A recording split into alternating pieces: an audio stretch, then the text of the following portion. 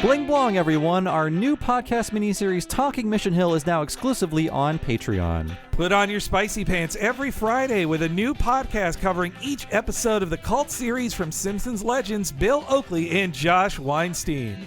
$5 subscribers at patreon.com/TalkingSimpsons can hear every episode, plus all of our previous miniseries about Futurama, King of the Hill, and The Critic. So don't be a Beardsley. Sign up for Talking Mission Hill today. Cartoons from present and the past. Every week will be an animated bash. What a cartoon! What a cartoon! Maybe a short but mostly shows. We'll talk, we'll analyze, exploring as we go. What a cartoon! What a cartoon! What a cartoon! What a cartoon! Hello, everybody, and welcome to What a Cartoon, the podcast hosted by two mutated victims. I'm one of your hosts, Hanging Slab of Beef, Bob Mackey. This is an audio exploration of every cartoon ever who is here with me today. Hey, it's Henry Gilbert, and I never knew this podcast had metamorphic capabilities. And who do we have on the line? Hi, I'm Kory Bing, and if I had known how valuable my knowledge of Gargoyles was, I wouldn't have just given it away. Oh, wow. And today's episode is the Gargoyles episode, Eye of the Beholder. Previously on Gargoyles. It would appear that your plans have gone awry, sir. Not really. I have the Eye of Odin back in my private collection, and the city owes me a favor for donating it. I'd say I've still got the edge. Today's episode aired on September 13th, 1995. And joining us, she joined us for the first Gargoyles episode, Kory Bing. Hello and welcome to the show. Hello. It's good to be back. Yeah, you are a Gargoyles expert, and also, let's get the plugs right up front. You're a professional comic artist and storyteller yourself. Yes, I do a webcomic called Skin Deep, which was very much influenced by my love of gargoyles when I was a kid. And it's about mythical creatures. You can find it at skindeepcomic.com. Can you believe it was 20 months ago when we first talked about Gargoyles? Was it really that long ago? Jeez. Yeah. What was 2018? Time is fake.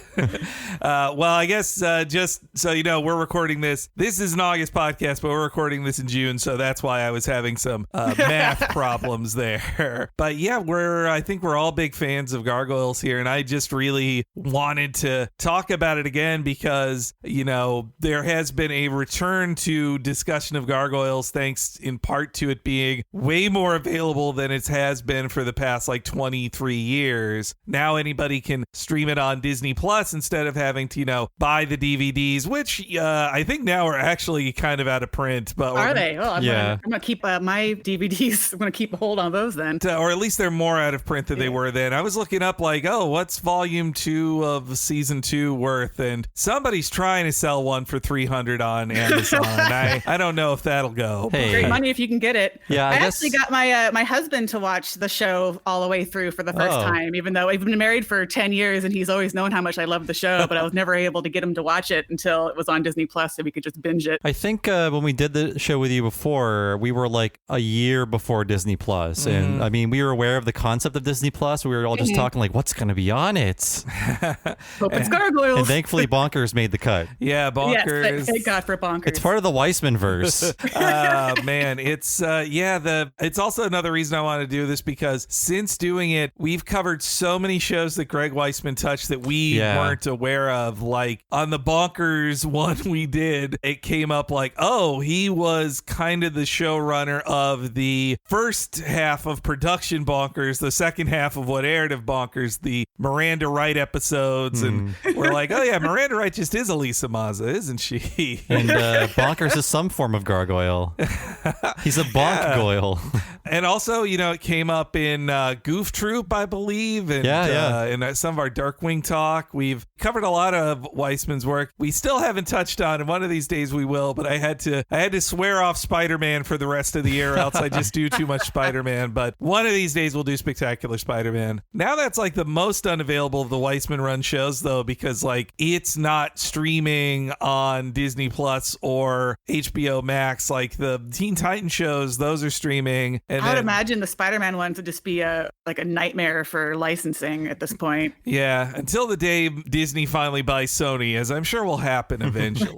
But for now, yes, it's kind of, you can get the Blu-ray, and it's a quality Blu-ray. For listeners who missed the first time we did this, like, I think we all grew up with Gargoyles and watched it, to some degree. I was a big fan of it in its first run, and it aired mornings in my market, and so it was like a right before school kind of thing for me. For me, Mine was right after school, and my mom always had piano lessons right after school, and we only had the one TV, so I would put a blanket over the TV and sit real close to it and have the sound down really low so I could listen to Gargoyles when my mom was doing piano lessons. The episode orders were kind of small because it was such a prestige, expensive show. So like when it aired the original 5, that was just like 1 week of programming. And then after that, it was like Friday was the Gargoyle slot. So it's just like no school and a new Gargoyles to like roll you into the weekend. It's a very magical time. I was cleaning recently, and I actually found a photo of my 11th birthday party. Yeah. So 1995, and one of the toys I got was one of the first series Goliath toys that came out. That is a perfect photo. Yeah, I had assumed that I was into Gargoyles like in my early teens, but I didn't realize that as early as 11, I was super into it. So that was like when I found a baby picture of myself with a Garfield toy. I was like, You were being indoctrinated yes. by Paws Incorporated. I had a Garfield in my crib, and there was no escaping it then.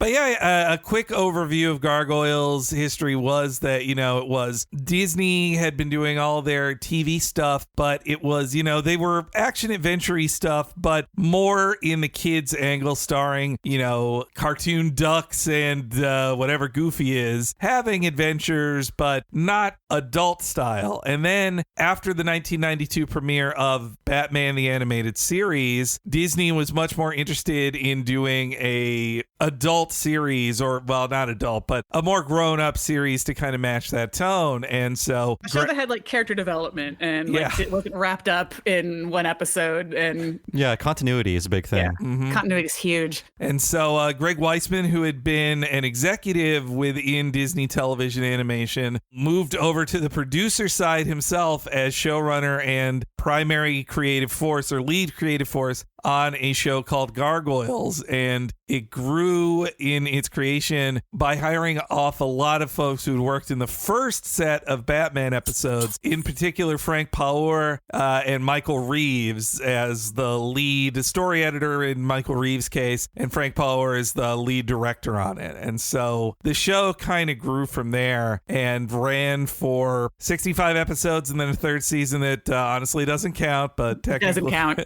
But technically 13 more episodes produced by Nelvana and not Disney. That keep forgetting that. Yeah. And after that, there have been official comics and a very devoted fandom for it, but no real return after that, though there have been people trying to make it happen. The fandom is small but very, very dedicated. So there's always, and like there's a lot of people that they're like, oh yeah, I remember that show, and talking about it really fondly. So there's a bunch of people who are just like, oh yeah, that was a good show. That's right. Yeah, Right. That's why I hope now, since the last time we did this, like Disney Plus launched and Gargoyles is on there, and I do wonder how many people had the experience of, after running out of the Mandalorian episodes, going like, what else is on here? Oh, hey. They are tracking every view. Yes. And they can only make so many Frozen movies. So they know they already are making those. So like, what else are people watching? Oh yeah, Gargoyles. Okay. It holds up really well too. Like you don't have to have the nostalgia of, oh, I watched this when I was a kid to enjoy it. Like I said, my husband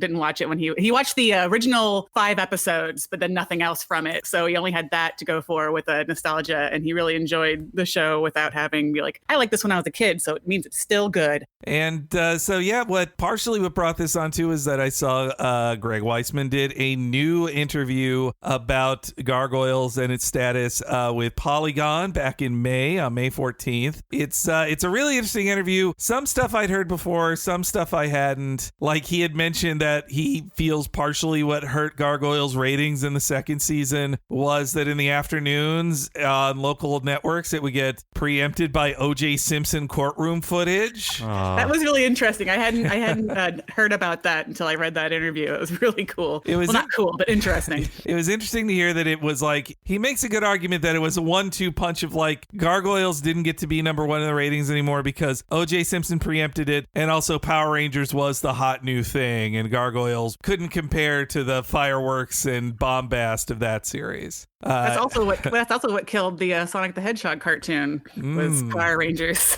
That Power Rangers are an unstoppable monster. Unstoppable force. And Weissman also had interesting stuff asked about, Disney Plus, and he is very clear of like, I don't own Gargoyles. I don't get paid for it going on Disney Plus, but I care so much for it. I would do anything to stay involved in it. He's as much of an enthusiastic fan as the rest of us at this point. And he also, he had an interesting thing. He said he didn't even know at first it was going to be on Disney Plus. He said he had heard internally from, I would guess friends who still work there, like, oh, it's not going to be on Disney Plus. And then he found out late, like, oh, it is. Did he find out that magical day when they were retweeting all of the cover art for the the channels on their channel? That was a great day on Twitter of like, every this movie. What is this movie? That's where we all learned about Mr. Boogedy. Yeah, there are like 40 movies about a horse. and also he talked about how like what his dream for bringing the show back would be, that he thinks in a perfect world he would want it to be a period piece that resumes in 1997 and would either entirely treat Goliath Chronicles as non-canonical or at the very least hand wave away any out of character changes that happened in that. That would be incredible. Being in the 90s was such a cool part of the show to me right now. Rewatching it. Yeah, there's scenes in this episode too that I'm like, boy, if there were cell phones, this scene wouldn't work. Right? Yeah. Only the most evil billionaire has a cell phone in this series.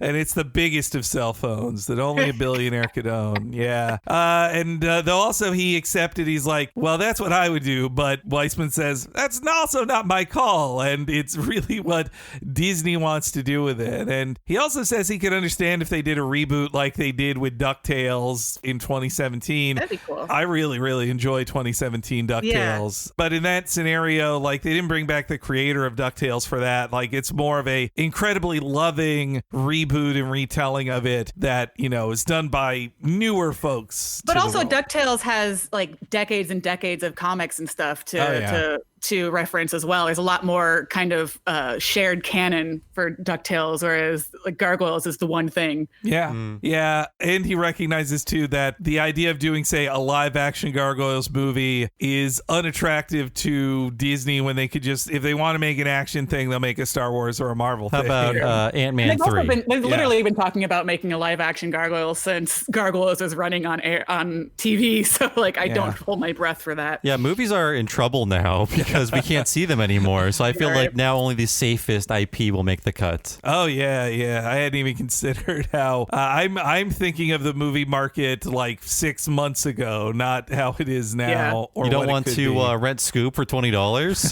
I feel like if Disney was smart at all, they would have Greg involved in some way, since the last time they did Gargoyles without him involved, it was the Goliath Chronicles that everyone just universally hated. So yeah. I also think too, Disney, you can see with Star Wars that it is important to them, the perceived notion that they're like, no, but we have the real people involved. Like this, it's not just us hiring whoever, like, especially if you've seen the extras for Mandalorian, they are putting Dave Filoni right up front because they're like, Dave Filoni's here and he is the Star Wars super fan and he knows this stuff. Like I think it's about presenting the legitimacy to the hardcore fans, even in the new stuff they do. So that would mean they would want Weissman involved just so he wouldn't be on Twitter going like, I wasn't asked about this at all. Like that. Yeah. I think he'd be nice about it. I don't think he's been nothing but nice about everything involving Gargoyles, which is also another reason why all the fans love him so much. He's just been very nice and just cool to hear about and talk to. And yeah, I think too he's just very clear on like, everybody just stream it on Disney Plus, and if enough people watch it, they will do something. Like, but they have to see those numbers. I want those Disney Plus shows and also anything on streaming to have one of those old school web counters at the bottom.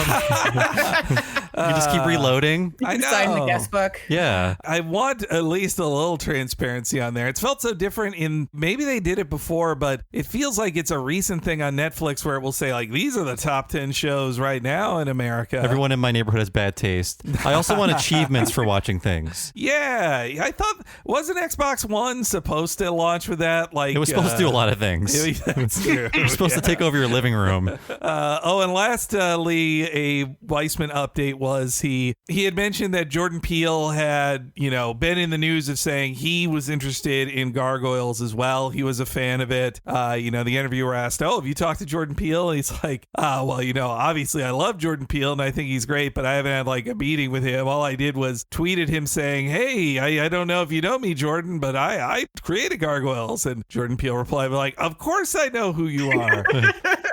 So Jordan Peele recognizing the creator of Gargoyles means movie. Yeah, at least 3. Well, Weissman put it in an interesting way, though, too, that he said his understanding of it was, but he's like, I wasn't there, but he said his understanding of it was Jordan Peele went to Disney saying, I'd like to do a Gargoyles, and that Disney didn't say no, because you don't say no to a high-profile guy like that who comes to you with an idea. But what you don't say is yes, and you just kind of string him along, and that's his perception of it. That Disney's like, that's really interesting. We'll talk about it. Yeah. So no new Gargoyles anytime soon. The Young Justice fans, they got 2 more seasons of Greg Weissman stuff. They'll probably will never be more Spectacular Spider-Man because Disney doesn't own that.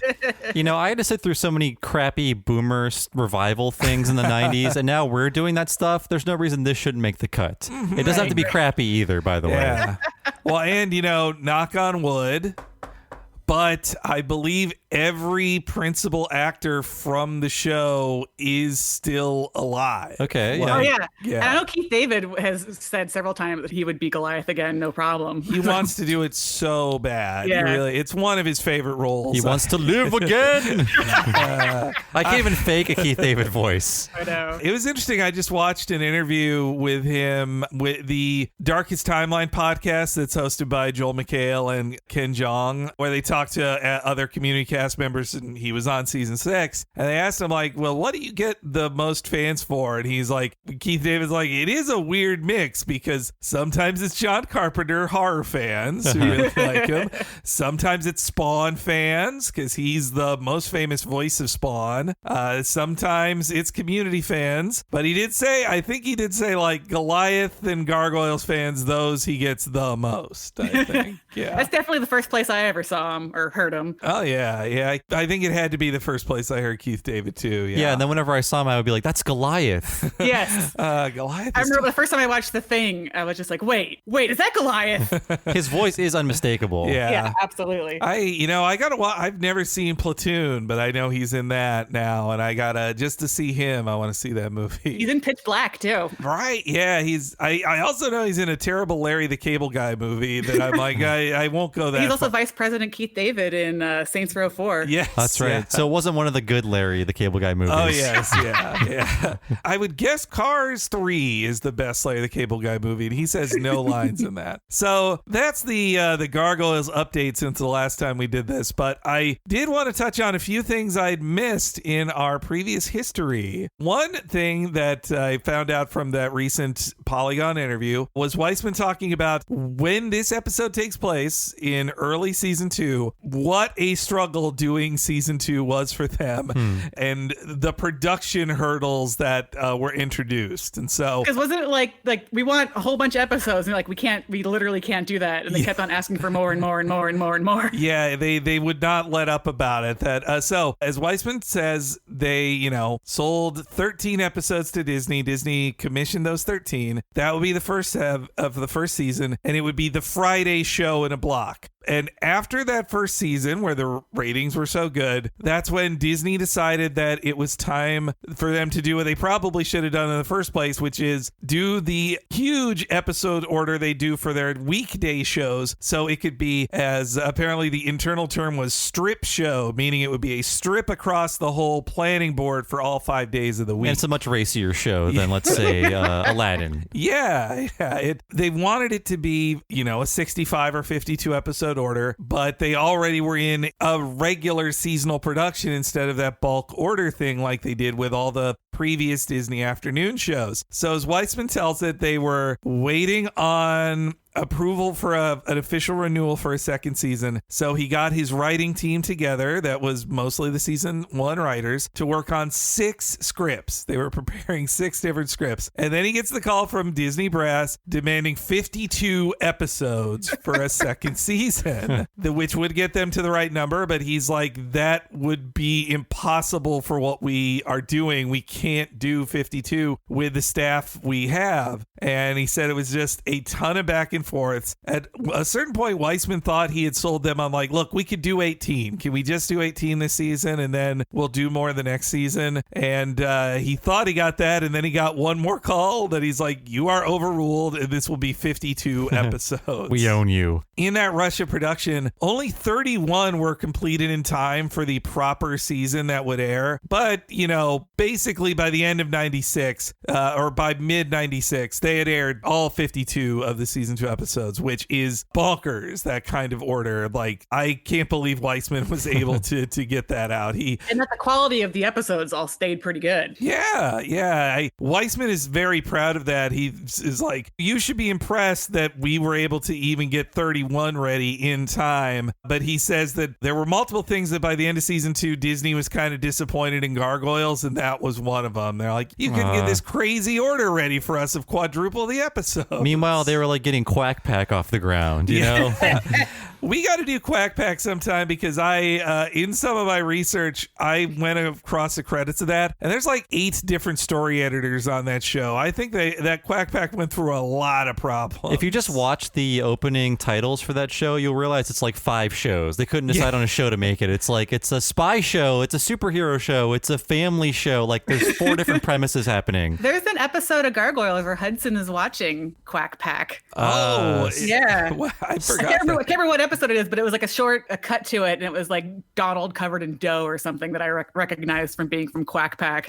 They gave Donald a snazzy shirt in that show. Yeah. So Weissman said that, you know, the falling ratings, the pains of trying to produce 52 episodes, and also, as I mentioned the last time too, that Jeffrey Katzenberg and a number of his loyal guys who were part of the Disney TV division, who were friends with Weissman, they all left and went to DreamWorks. So Weissman was out of friends, and also was being viewed as like, you're probably about to quit for DreamWorks too. We're not doing any of your stuff. A rare occasion in which Katzenberg was an ally instead of an enemy. Well, also he chalked it up, Weissman chalked it up to that Michael Eisner was a friend of the show and liked it, but after Frank Wells's, his business partner's death, that Eisner couldn't micromanage as much and make those calls, and so less caring executives kind of stepped in. He said, like, Weissman talked about how in the first era of Disney TV, Eisner was incredibly involved from like pitch to final execution, approving everything. And I think you can see that with the Disney TV shows post Bonkers, there was a different tone and style to them. And also they just kind of decided, like, what if the popular movie just was the show? Just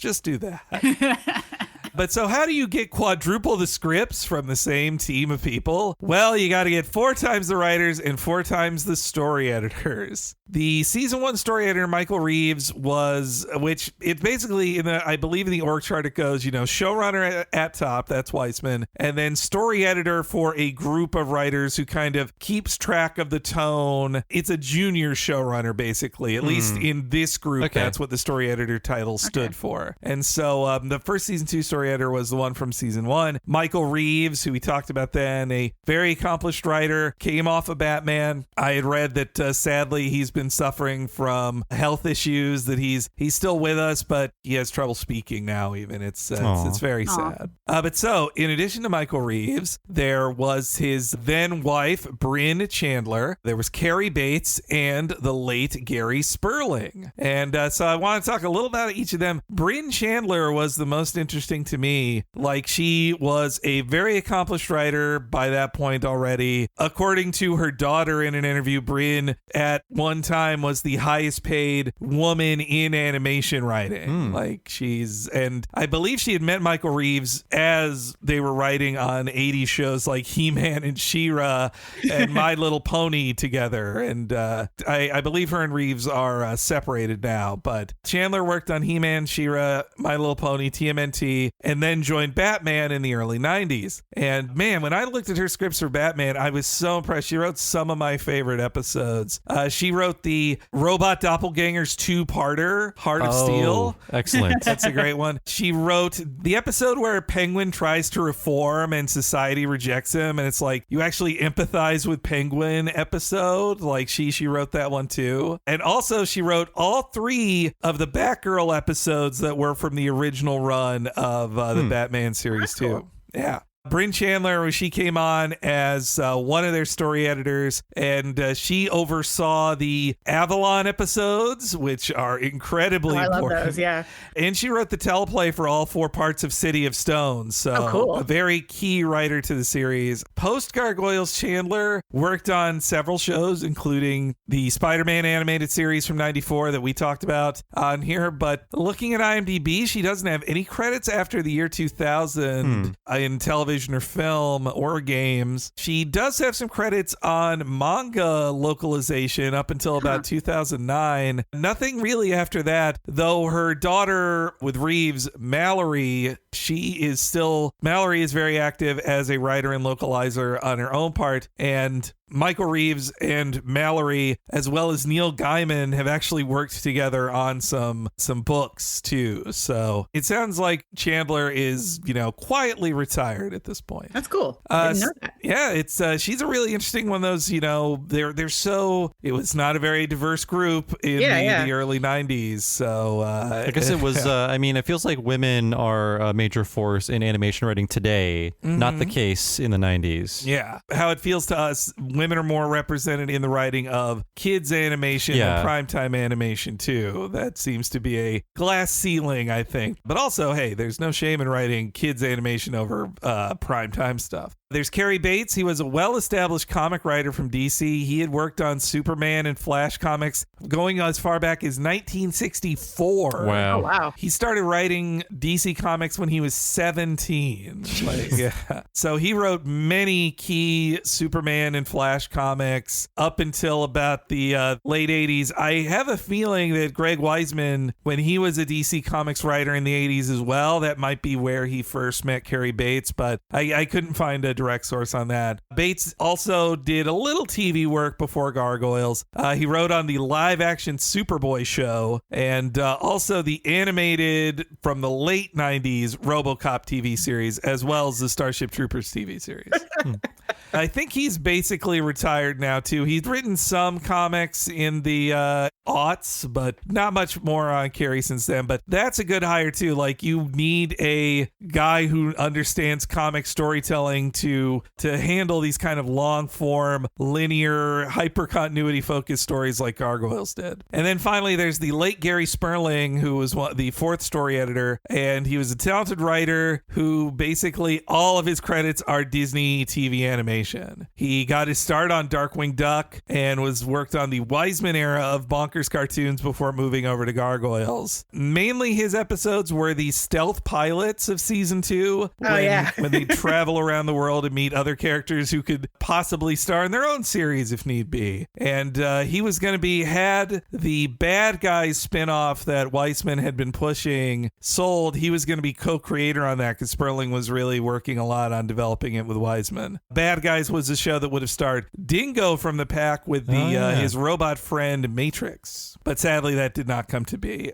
Post Gargoyles, Sperling stuck around on many Disney TV shows. He had a lot more story editor jobs. He worked on the Hercules show, the Buzz Lightyear show, the Tarzan show, and his final job was as a story editor in the early years of Kim Possible. Oh.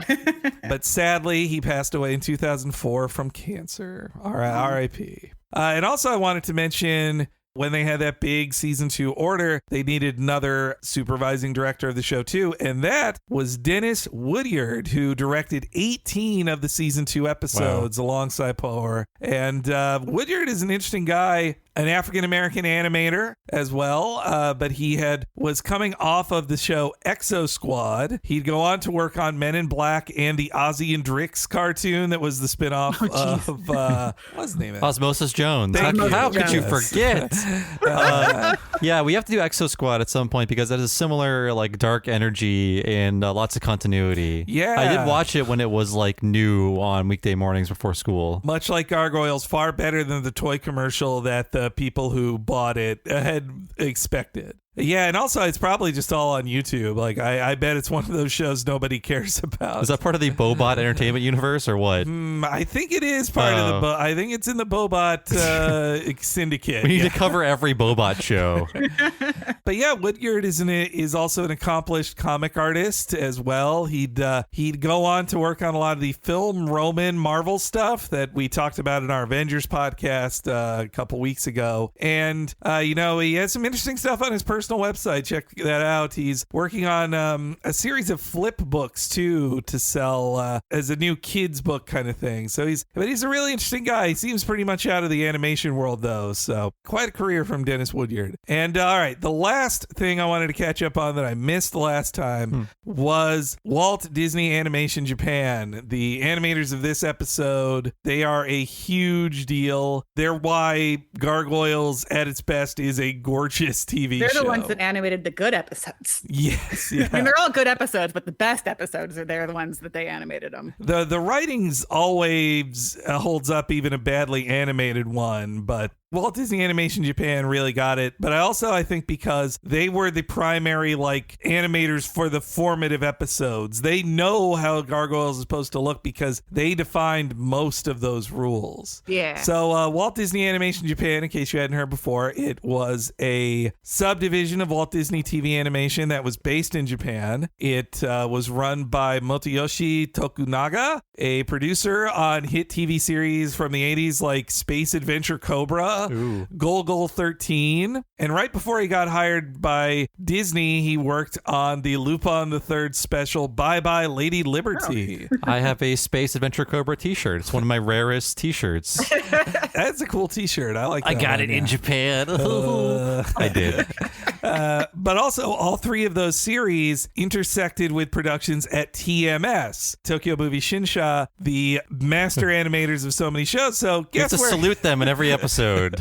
And of course, when Motoyoshi Tokunaga was hired to head up this new Disney TV animation thing, he was like, oh, I know all these great animators at TMS. I can just hire them away. And so the foundations of Walt Disney Japan was from the remnants of a company called Pacific Animation Corporation, which worked on a lot of the Rankin Bass stuff, including Thundercats. Like, that was their big credit. And so in 1988, Disney bought that company and turned it into Walt Disney Animation Japan. Under Tokunaga's leadership, they started staffing up. And it was around that same time that at the tail end of the production on Rescue Rangers, TMS stopped being the primary animator of Disney TV shows. It's right around when they started working on Tiny Toons. So I think it was like TMS just got outbid by Warner to work on Tiny Toons instead of more Rescue Rangers or their next show. So to replace TMS, Walt Disney Japan staffed up. They worked on a few episodes of Rescue Rangers and some of the last season of Gummy Bears. They really ramped up production for Tailspin. Half of the episodes of Tailspin are Walt Disney Animation Japan. I didn't know Such that. a good looking show. We needed Tailspin. Yeah. But yeah, I totally missed that during our childhood there was an animation arms race for TV animation and we all benefited from it. Yeah, we've said it so I definitely noticed when watching Gargoyles that I didn't know who did what episodes, but both Gargoyles and Tiny Toons, I specifically remember going, oh, this is an episode done by, I could figure out which episodes were done by which animation studio just because of the look of them. I just knew they were good looking episodes. I didn't understand that it was because it was like the top of the line Japanese animators doing it instead of the lower budgeted places. And yeah, so they did half a Tailspin, 14 episodes of Darkwing Duck, 19 episodes of the Little Mermaid TV series, which now I just want to pull up those ones and just appreciate the hit. So in 92, Walt Disney Animation Japan also was working hard on the Miranda Wright episodes of Bonkers before the big change in Bonkers happened. So they call that the Bonkers schism. even if you watch them now and you're like, oh, these episodes aren't as good as the Lucky Piquel ones, you can at least appreciate like, wow, this is really well done. Yeah, they are the most consistent. I think the Australian ones are the best looking, but the Disney Japan stuff is the most consistently good across the board. And by late 1993, Disney Japan was finishing up production on their part of the Aladdin series, including a lot of the best stuff from the Return of Jafar direct-to-video movie, and they moved on to Gargoyles by late 1993. One really cool thing on Greg Weisman's official old webpage was he would just post old memos he had, like internal memos, and so breaking all these NDAs left and right.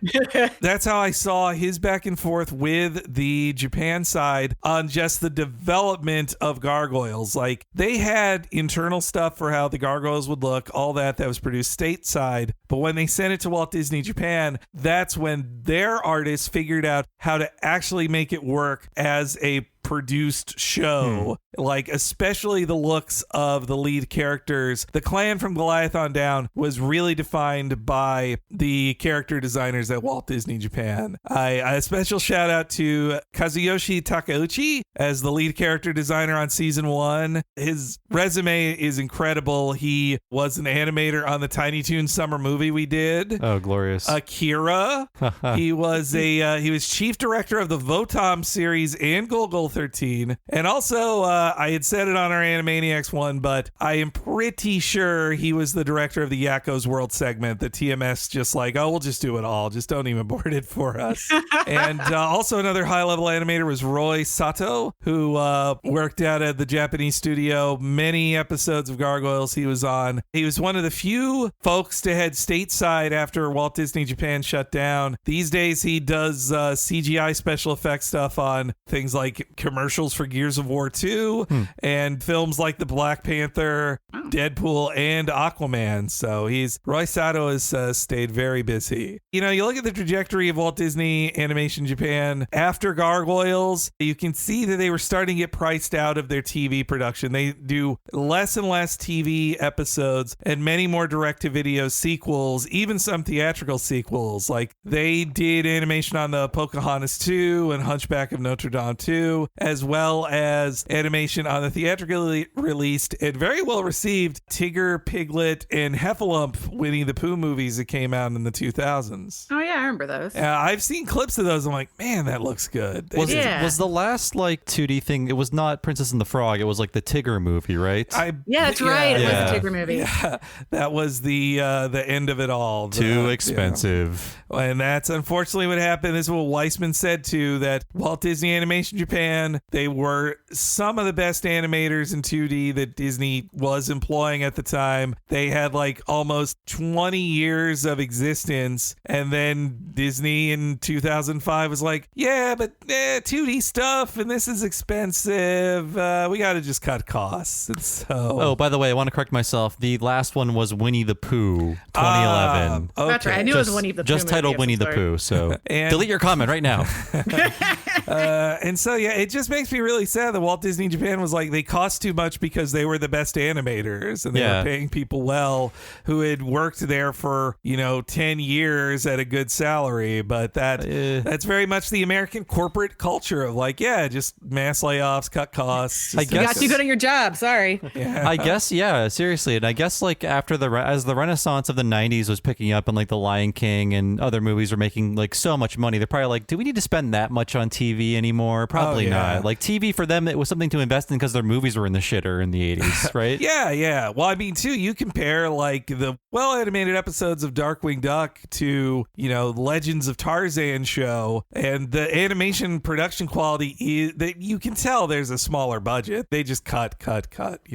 And yeah, so Walt Disney Animation Japan is shut down. Some of the folks who they were offered to come stateside to work in Disney animation television in America, and some chose to go there. Others either for language barriers or they just didn't want to leave Japan. They stuck around. And Tokunaga quickly created a second company afterwards called The Answer Studio, which has a lot of ex-Walt Disney in Japan staff. They work on a number of things. They're one of the production houses who worked on Your Name, which was a really great film. Also, if you have seen a miso soup ad that makes you cry recently, that stars about an elderly couple, which really got me tearful, that was done by The Answer Studio as well. I thought you were going to bring up the One Piece cup noodle ads where they're all in high school. Oh, those are great Very too. sentimental. Yeah.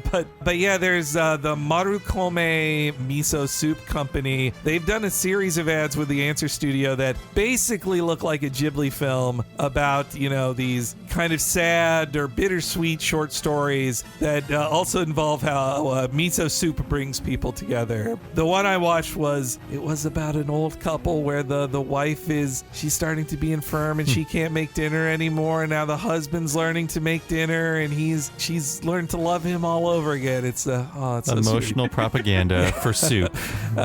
Maybe I also liked it too because I'm like, well, it's hard for me to actually buy Marukome miso soup, so I didn't feel as heavily advertised to. You appreciate it as a short film about soup. Yes, yeah. But yeah, so that's all the background stuff I wanted to go over ahead of time. Now, why don't we take a quick break? When we come back, we're going to talk about this Xanatos heavy episode of Gargoyles.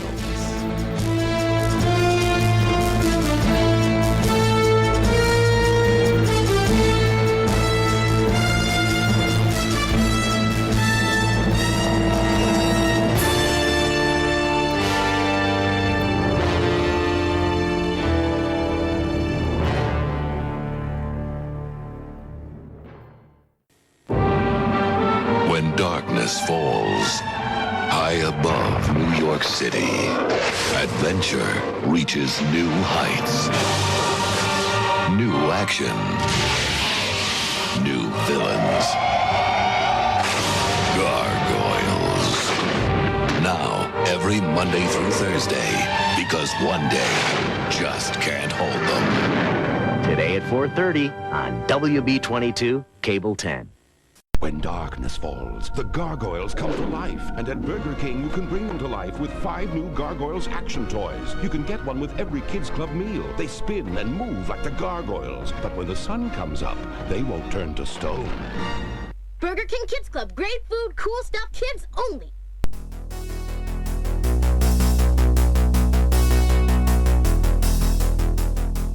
Welcome to the break, everybody. It's one of your metamorphic hosts, Henry Gilbert. Hey, everybody, it's Bob Mackey. I'm an opposite gargoyle, and then I go to bed at midnight. And thanks so much for listening, as always. Big thanks to our guest, Kory Bing. Follow her on Twitter and check out her comics. She is definitely a great asset to have whenever we return to the world of Gargoyles. And, sadly, we're not as rich as Xanatos. We're only able to do this podcast thanks to the support of listeners like you who subscribe at patreon.com/Talking Simpsons. That's right. If you want to help us build a castle on top of a skyscraper and get all these episodes 1 week at a time and ad-free, please go to patreon.com/Talking Simpsons. Sign up for $5. You get just that, but also access to everything behind the $5 paywall. That is everything we made behind the paywall for the past 3 years. It will immediately become available to you. That includes all of our limited miniseries. To date, those have been Talking Critic, Talking of the Hill, Talking Futurama, Talking Mission Hill, and very soon in October of 2020, we'll be rolling out our fall 2020 miniseries, at least 10 new episodes of new material just for patrons behind the $5 paywall. It could be King of the Hill, it could be Futurama, it could be Daria, it could be Duckman. I think at this point in time but we don't yet. It's a big mystery. But it's only available to patrons at patreon.com/Talking Simpsons, along with so many other bonus podcasts. And if you sign up for $10 a month, you'll get all of that plus one mega long podcast once a month that is just for patrons of that level or higher. And what is that, Henry? Why, you're talking about the What a Cartoon Movie podcast. Every month on the free feed, you hear our extended preview of it. But if you want to hear the often up to 4 hours or longer podcasts in full, you need to sign up for the $10 a month level at patreon.com/Talking Simpsons, the exclusive monthly conversation about an animated feature film is available for only those premium patrons. You sign up now, you'll get to hear August's movie, which is the Ghost in the Shell film, the 1995 version, of course. And before that, we did The Black Cauldron, Space Jam. If you liked all this anime talk, I think you'd really enjoy our one for Akira. And if you like this Disney talk, boy, have we done a lot more Disney. A Goofy movie, Aladdin, Toy Story. You can hear all of that if you sign up at the $10 level at patreon.com/Talking Simpsons. And don't forget, you get all that $5 stuff Bob just talked about. And if you've never been a patron before, signing up is so easy. And once you do sign up at patreon.com/Talking Simpsons, you're given a code, and you have access to that code at all times. You just drop that code into whatever you use to listen to podcasts. You can either do that or download the Patreon app for any smart device you have. But either way, it is so easy to listen to all the bonus content available to you at patreon.com/Talking Simpsons. So thanks for all your support. Now let's don our giant gargoyle armor and head back into the world of gargoyles.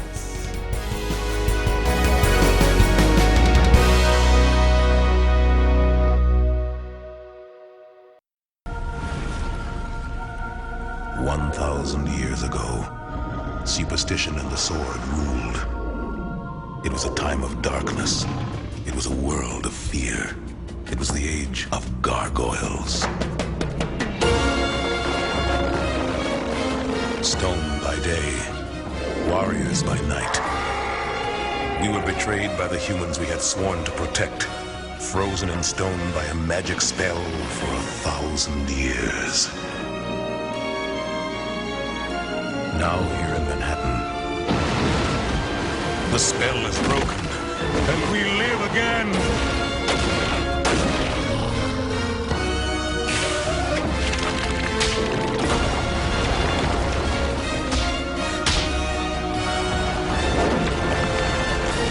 We are defenders of the night. We are gargoyles. Okay, we are back with the episode Eye of the Beholder, and this was your pick, Kory, and Yeah. it was a really good one too. It's one of my favorites. It covers something that we picked. I do think The Mirror is the best single episode, or definitely the best one for us to do that first time. But what it lacks is Xanatos. There's Not no enough Xanatos. Yeah. Xanatos. So this one is a Xanatos heavy episode. What a bastard. Xanatos is so good. He's such an interesting villain just because he evolves and changes throughout the series and becomes kind of less of a villain, but still just a horrible asshole the whole time. He never is oh, I'm good now. He's no, he's still super self-centered and always working for himself. Even when he does nice things, he's well, this does help me. It's very I'm Mr. doing this Burns. because it helps you, but also it helps me. You mentioned Mr. Burns, Owen in this episode is yeah. extremely Waylon Smithers as well. Yeah.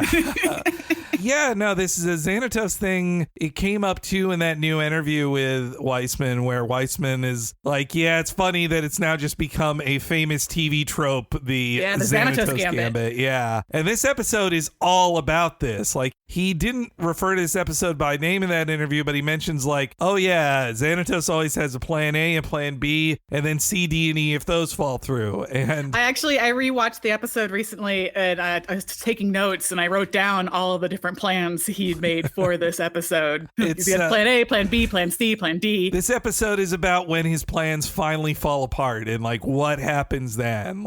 It's when you turn to your gargoyle friends. Yeah, and he actually "What's has up?" to show his humanity to get what he wants done and show weakness. And I think too, Weissman, they relied on the Xanatos Gambit thing, which to define it means that even when he loses, he wins. He goes in the opening clip for this that's from the previously on, he's well, yeah, I didn't get this, but I did get that. So, he has contingencies for his contingencies, so he never actually loses no matter what happens. You could never defeat a rich man.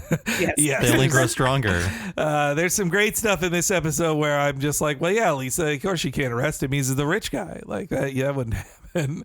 Yeah, no, this episode follows that idea even farther of here's every possible plan he has, and I think too they came up with it because a problem in most kids shows when you have a recurring lead villain, a Skeletor type, is that once they're defeated enough times, they are definitely not perceived as a threat by the audience and they become a joke. And so with Xanatos, I think Xanatos is never defeated. That's right. He can always say like, well, you didn't really beat me. And actually, I guess I kind of won, actually. He never goes, Gargoyles! And shakes his fist.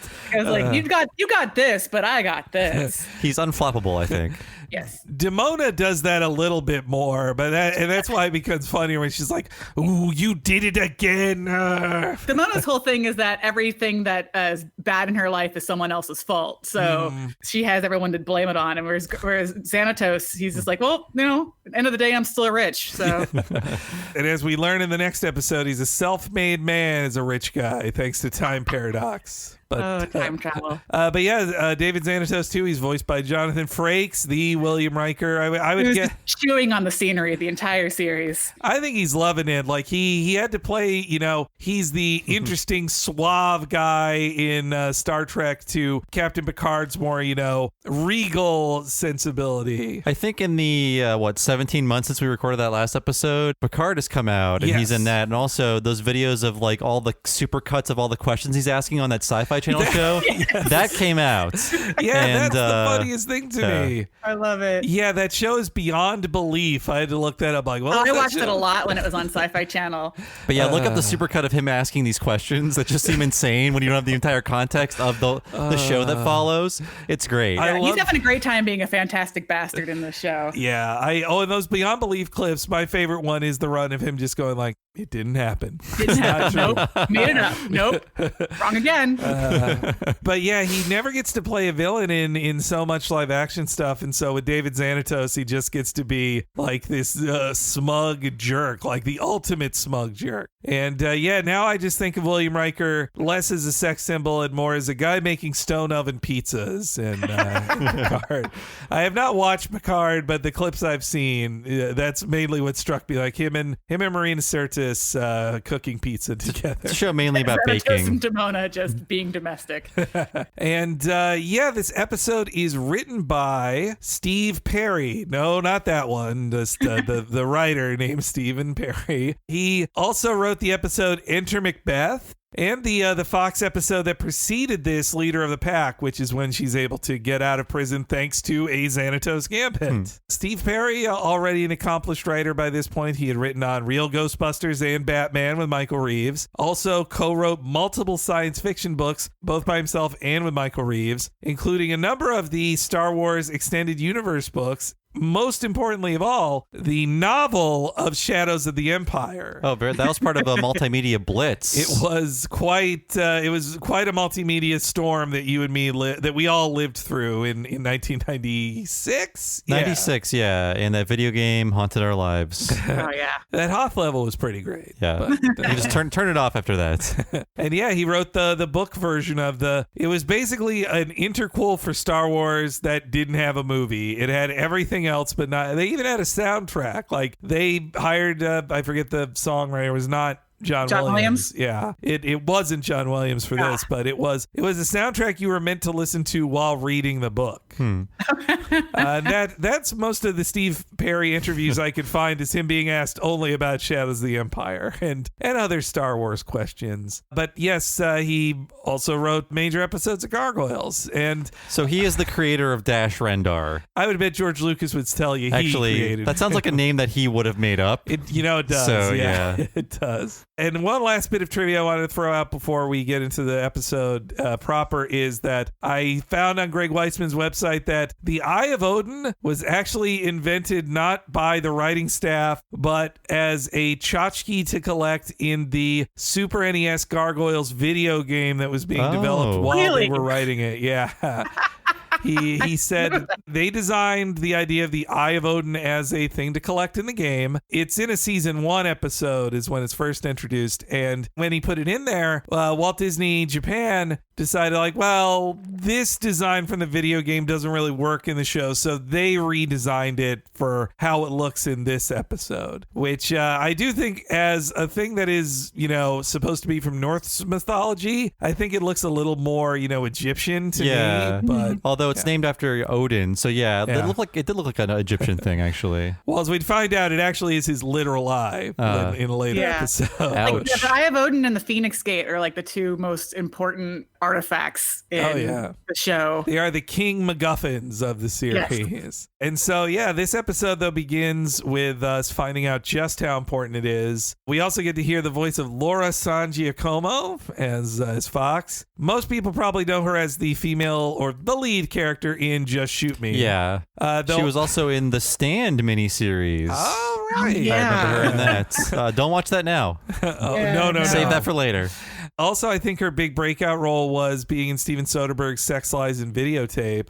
She still is in a lot of stuff. She has like one-off appearances in some films and TV shows. Still does some voice acting too. I also found out that she is a trained Shakespearean actor. She had done major productions of Shakespeare in the Park in New York City. So knowing that Greg Weisman is an admitted Shakespeare mega nerd, which obviously you can tell from the show.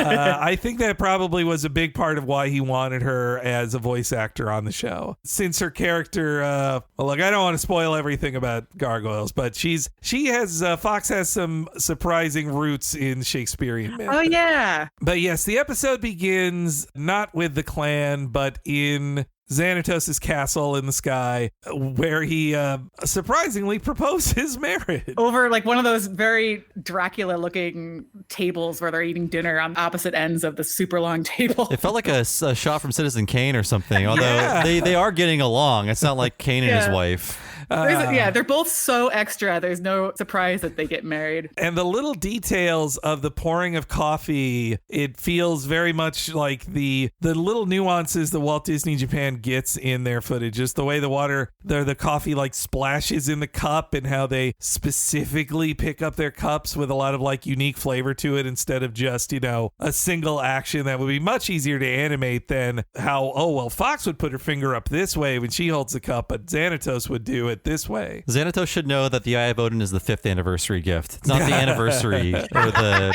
proposal gift. The fifth year is the give your significant other a magical artifact here.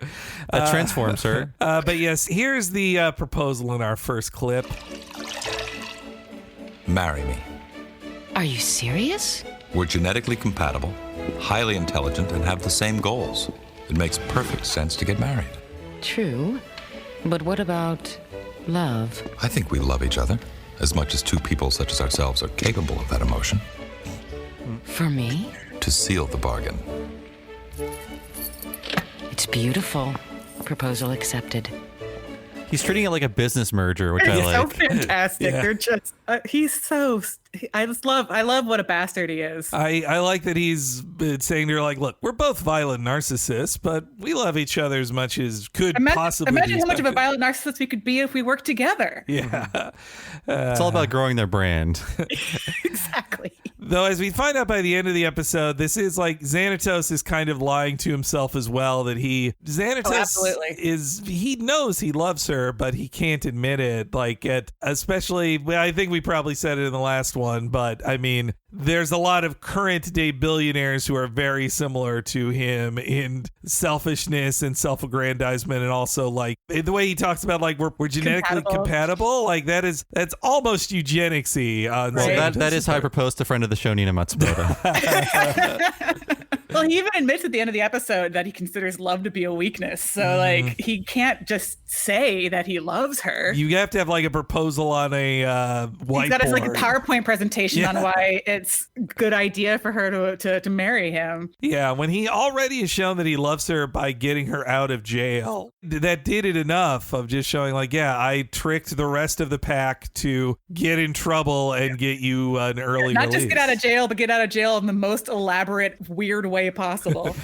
That did involve having a robot clone of himself who sticks around for a while. That robot, I as a kid watching it, it would always surprise me. Like, well, there's that robot head of Xanatos. I love Coyote. Coyote's great. And also another thing I love in the beginning of this is the date on screen. It's October 1st of 1995 when that scene is happening, and same with when it cuts forward 17 days forward. Like, to let you know time has passed. I think it was really important for Weisman and his team to be like, this has to chart on a calendar. Like, this is we're not making this to be timeless. This is now. Oh, yeah. I won't lie. One of the many reasons why I really like this episode is that it takes place over my birthday. Okay. My birthday's October 28th, so I was just like, oh, this is happening now during my birthday.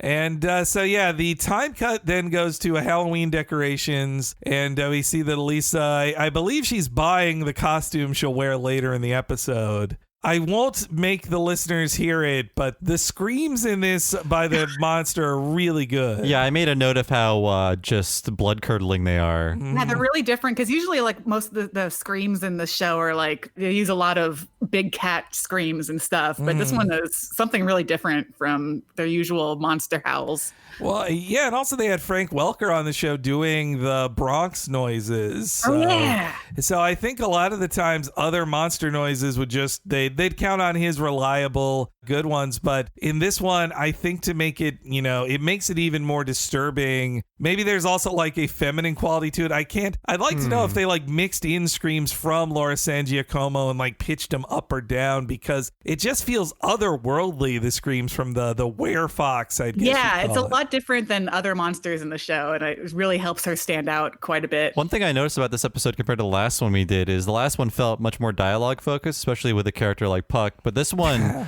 feels like half the show doesn't have dialogue. Yes. There's like a 4-minute stretch where I feel like all the dialogue that's there is just like very incidental and not like very important. There's only 7 minutes of clips I have lined up here instead of our usual like 10 to 15. Well, a lot of it is following around the fox monster and trying to find her. So a lot of it's a very atmospheric settings. And this bodega fight is really good, or I guess you call it general store fight. When I see that in New York City, I'm like, that's a bodega. It's a bodega. I know the guy running out of it looks like a classic general store guy, but how dusty are the candy bars? That's how you judge your bodega quality. I love a dusty candy bar, dusty box of Lucky Charms. I haven't seen a whatchamacallit in years. Yeah, so she goes in there to confront the werefox, and it's a really scary fight. Like Lisa is walking around with her gun, and in a very fictional version of the cop does not irresponsibly shoot her gun wherever she feels like. But that's as made up as Eye of Odin, I say. But anyway, I also think a real difference you could see in this show compared to its contemporaries is this first fight with Elisa here is exactly when in, say, a Superman or Batman script, Superman or Batman shows up and saves her from the monster. In this, Goliath, I kept waiting, like, when's Goliath showing up? Yeah. She takes care of herself. She saves herself through ingenuity and skill. Like it was a big deal for Weissman to make sure she wasn't, and the other writers on the show, to make sure Elisa Mazo was not just a damsel in distress on the show. Goliath is not on the clock until midnight, right? Yes, yeah. Well, and also, like, he's not there stalking her at all times. Like, they live separate lives, too. He's not always. They even bring that up later, is that they can't be around all the time to protect each other. And yeah, the whole Walt Disney Japan, too, they are so good on food animation that the werefox eating, like, just tearing apart a ham hock still looked really appetizing to me. Yeah, it's just me, but there's just such great animation on this giant monster. Like, they do a really good job with it. And yeah, so Elisa escapes, and we get to hear that this is hardly the first werefox attack. Happy Halloween. I can't get through a shift this month without mopping up after that thing. Yeah, every night's trick-or-treat in the Big Apple. This creature was first sighted on October 4th. Since then, the frequency of these attacks has increased dramatically. Another sighting. And where have you been hiding yourself, my dear? I was, out taking a walk. You are wearing my engagement gift. Of course, I never take it off.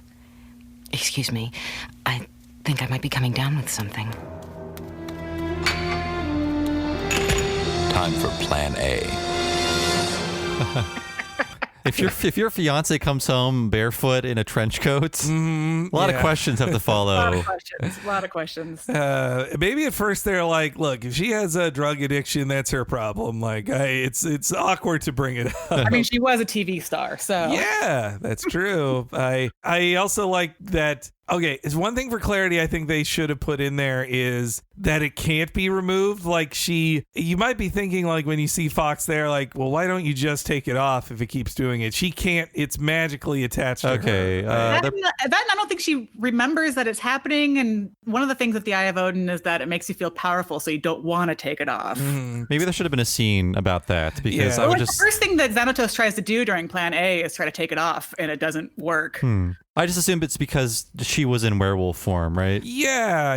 I mean, but it has like a magical, when they try to take it off later, like it takes a whole lot of power to remove it. Like it can't remove the clasp at the back and take it off like a regular necklace. And I also thought it was funny that the news reporter's like, so yeah, there's this werewolf. We got photos of him. It's anyway, weird. Here's the weather. I feel like they're so jaded at this point because like every other episode is always someone saw gargoyles in the street. Again with the werewolves. Yeah, and like even the first Eye of Odin episode, they're like, oh, there's a bunch of gargoyles in the street flying around. Yeah. That just happens now. I think it's just the attitude is like, New York, am I right? Oh, Yeah, hey, Big Apple. Hey. Yeah, I guess Elisa sums it up with like it's always trick or treat in New York. Yeah. The Big Apple. Yeah. I also always like hearing from the cop that Keith David voices in the show with, I think his name is Morgan. Yes. Yeah. That I was surprised. I had to look that up on Wiki and like, wait, Morgan, really? Yeah, sometimes they call him Morgan and sometimes they call him Captain Morgan, or not Captain Morgan, but like they use it as both his first and his last name. And so they just decided that that's his first and last name.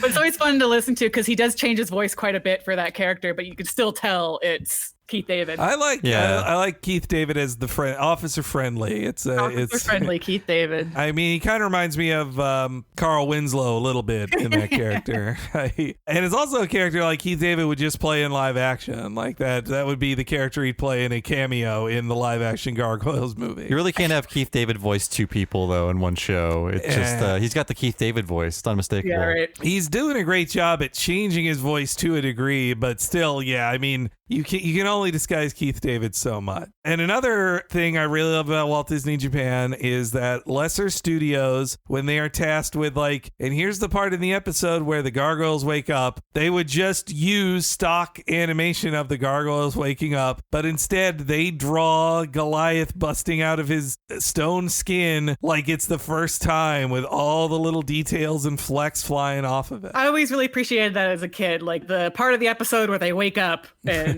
it's always like this big, huge deal. It's like, oh, they're waking up. They do so much drama to it. They're basically yawning is the cool growl with light up yawning eyes. and stretching and waking up in the morning. And that's just so badass. And yeah, they know that Halloween is coming. And I hadn't considered it until like my second watch that this is 2 episodes after The Mirror. And so the clan just got to feel what it's like to be part of society. And so now they're itching to get back into it on a special day like Halloween. And they can with Halloween. They can go down on the streets. We don't have too many lines from the supporting gargoyles in this, but I feel like this could have been another episode because it feels like, oh, the one night you're actually allowed to exist amongst humanity must be the most special time, and there's not enough, it's such a cool idea. There's not enough attention called to it, I think. I would have liked more of that. I do like how they don't just go down for Halloween as themselves, but they also are wearing costumes.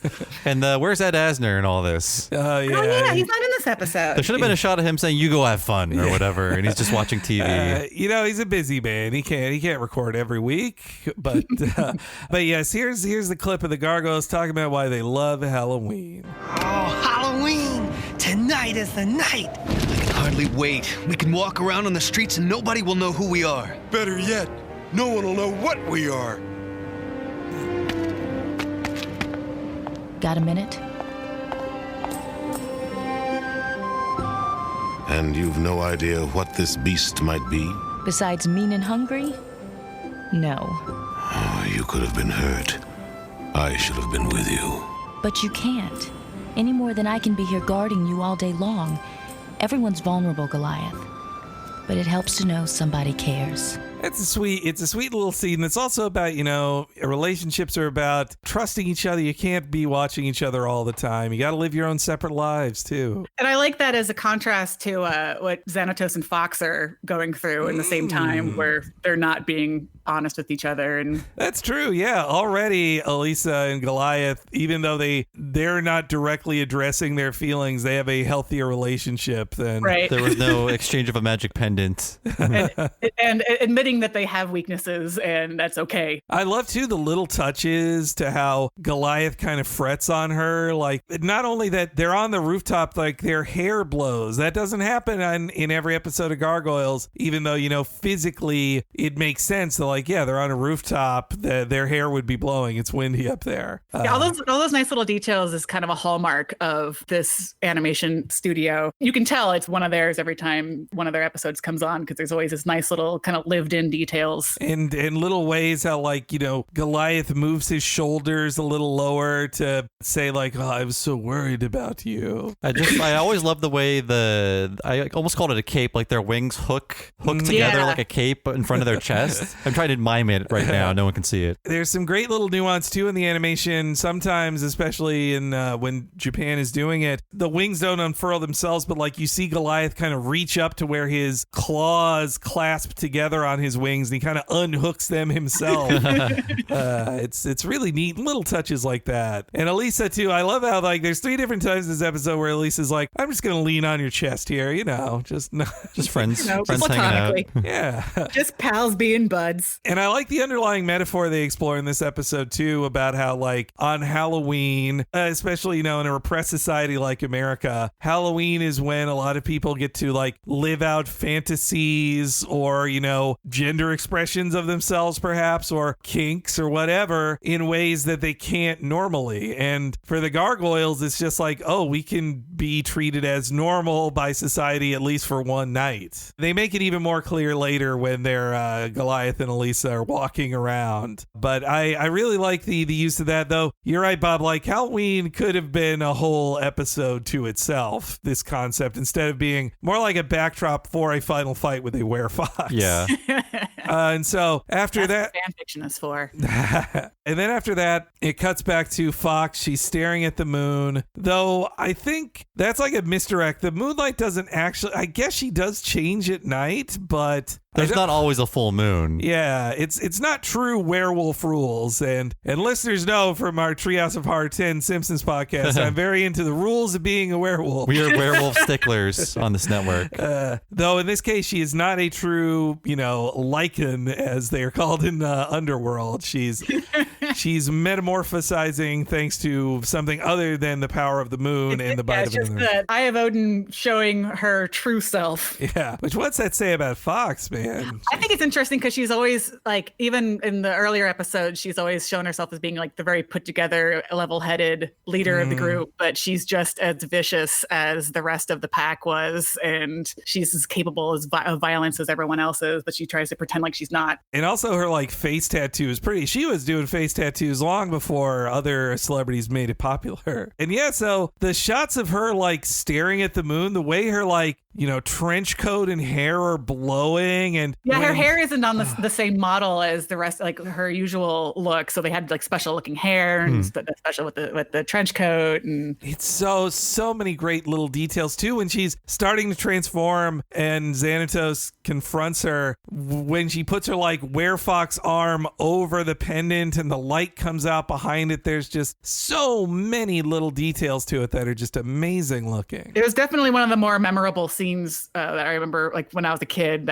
That scene was one of the big things about the show that was oh, this show rules. And when Xanatos confronts her, there's also a very anime shot of Xanatos being shocked and having just a bold colored background behind it. With the action lines. Yeah. That was a cool move. There's a couple things that feels like they really got something past the Disney censors here. I mean, not just the general violence of this episode, but for example, I don't know, I feel like Disney censors would have said, wait a minute, she's naked when she's a werefox, right? So we're looking at a naked woman werefox. Fox. And second, when Fox and Xanatos are struggling, it's on a bed. And I feel like yeah, like I feel like there is something sexual to like her constantly pinning him, especially when it's established that her pinning him on the bed, you know. Yes, yeah. I also really like the design of the werefox. They didn't make it like intentionally feminine to like, oh, to make sure you know that's a girl werefox. Yeah, that's true. Where's her She's just bow? a monster. She's a monster. Yeah, where are the werewolf boobs I'm so used to seeing on girl werewolves? Yeah. And the werewolf eyelashes. As the fight continues too, he's trying to knock her unconscious, but with darts, and it's not working. There's another like wild looking shot of when Xanatos and Owen cover her in a blanket, and they're just kind of wrestling with this blanketed like body. It's a crazy looking shot. They really sell just how both powerful and wild this creature is, and I like how Owen is very competent at helping wrestle this beast to the ground. I was like, I that also guy's really strong. like that whenever Xanatos realizes he's being overpowered, he just goes, Owen, and then Owen comes in. Like he doesn't even yell for Owen. He just says, Owen. Yeah, you're right. He's like, Owen? And then Owen busts in with his drink dart. Like another werewolf. Well, this is, it get mentioned later, but pretty recently he's had to deal with animal people fighting him, Xanatos has. There's a great just like breakout sequence of Fox escaping. Reminds me a little of Akira, especially there's like a first person camera run through a hallway. Oh, yeah. Really reminds me of Tetsuo escaping from the facility in about the midpoint of Akira. With all the armed guards shooting lasers at her. Yeah, Walt Disney Japan too. Another great thing they do is like when a limp guard is thrown somewhere, they do some of the best animation on that. They really ragdoll when they get thrown. Yeah. I did notice there are 3 kinds of guns in this episode. There's dart guns, laser guns, and bullet guns.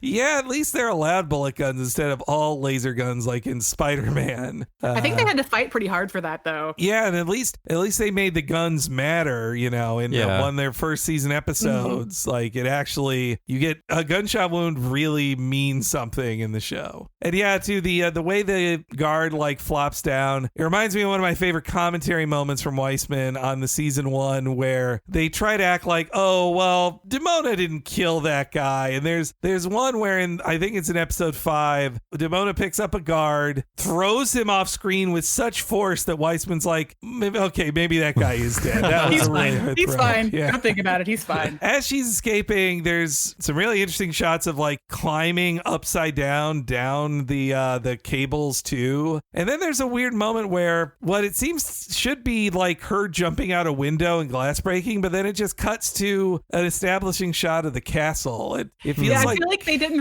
they realized that if she was going to jump out the window, she'd be jumping off of the tallest building in New York, and maybe that wouldn't work out so much. And this show allows the portrayal of glass breaking. Yeah. Unlike that stingy Batman. That establishing shot is so clumsy in there that I wonder if there was a shot that was deemed too intense by Disney and they were like, just put a picture of the castle over it. Yeah, because I also noticed that was a weird cut between running towards the window and then just, here's the building.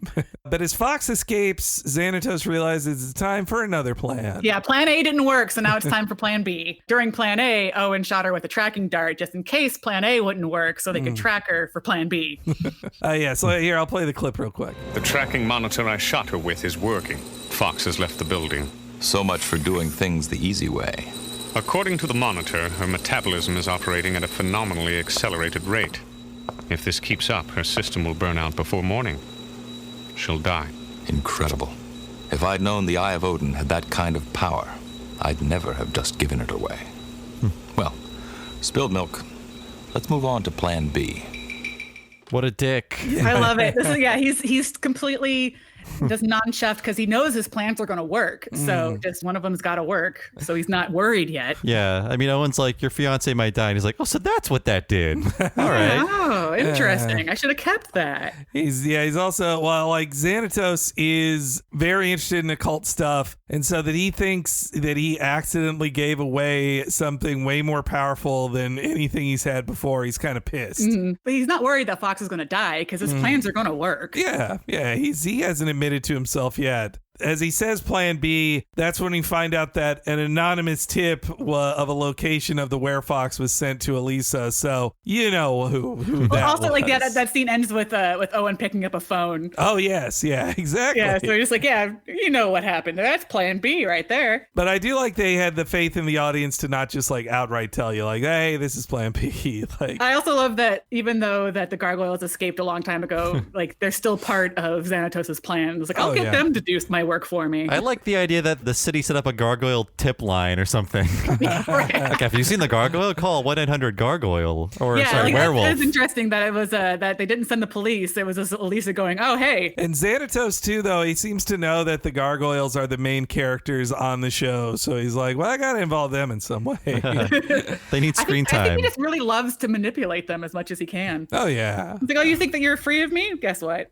And we also get a funny shot of Goliath reading a werewolf book. He's like, man, I better study up. Maybe that's what this is. There's no internet, so he's got to like get the zoo books out. I love every time that Goliath goes to the library to read up on whatever it is that he's thinking about. Yeah, you know what? A modern one would have to, it would just be people Googling stuff. I like the study of ancient text in that. I mean, that would give Lexington more stuff to do. Oh, yeah. It's Lexington's time to shine if the show comes back instead in 2020. Yeah, then it cuts to Xanatos flying around in his Iron Man style Goliath suit. Yeah, like I completely forgot about this element of the show. Can we talk about like what the context of it is and where it came from? Because I just didn't remember. Oh, a Steel Clan suit? Yeah. Well, because that was when they first introduced the Steel Clan, and then they didn't know that Xanatos was in one of the robots. They just thought that it was the leader robot till it was revealed that it was actually a suit that Xanatos wore. And so now that's his like main go-to whenever he needs to be protected. He puts on his little Goliath cosplay. Yeah. He's stealing Goliath valor by just floating around in this metal Goliath costume. It's flattering for Goliath, really. Like, oh, yes. What if someone you know was like flying around in a Henry costume, like Henry robot? It's like Urkelbot. Well, I think it's even more creepy that Xanatos like will make a perfect clone of Goliath and give it Xanatos's brain. Like that's we all know what Xanatos really wants. Oh yeah. Man, I'd love to do a Thalog episode too, because Kevin. Oh God, Thalog is so good. Keith David he's having so much fun as Thalog. Like he's playing him as evil as cacklingly evil as possible. Chewing on the scenery, just cackling, being as evil as possible. It's so much fun. Yeah, the suit, I mean, too, Xanatos has more than a little Tony Stark in him. And so having like a full-on Iron Man suit version of Goliath for him it fits with him. It comes up a lot in the show is anytime he needs to do anything that he might get hurt doing, he puts on the suit. Well, it's annoying for him if like Goliath can physically impose himself on him, so he has to be like, I gotta be as strong as this guy. Yeah, he hates that. And this whole hunting sequence here really reminds me of Predator 2. I was thinking Alien. Oh yeah. Well, his little gun that had a little tracking thing in it. That was what made me think of Alien. The Predator 2 stuff was how I believe it is the Gary Sinise and his team confronts the Predator like in a meatpacking place. Like so that's the part reminded me of it. And kind of classic horror scene of let's go to a meatpacking area and hunt a monster. Yeah, but it feels like the only dialogue and for like 3 or 4 minutes is just like, there you are. Yes.